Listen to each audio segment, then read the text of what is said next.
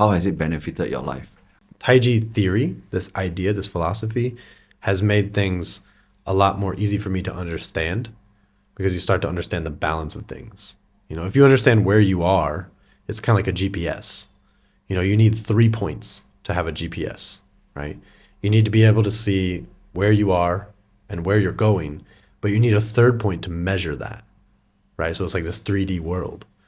And I think Taiji kind of gives you that. It gives you these two aspects, and then you understand where you are in relation to them, and you can maybe have a better reaction, right?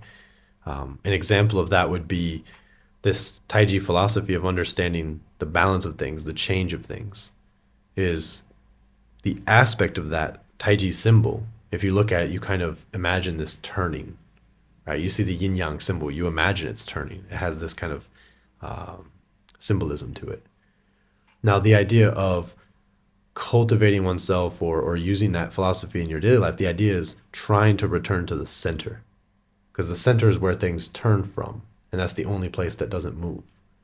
If you get lost in the change of things, then you end up just reacting and overreacting to everything.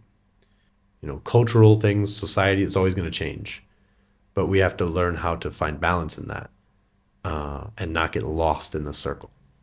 You have your Yeah. yang energy on the left rising. Yes. It comes to a climax and there's a dot of dark. Yes. So when things become their max, they can only decline. Yes. And so we have the beginning of yin where it Yeah. branches into it maximizes the bottom. When it's at its lowest, it can only grow. Yeah.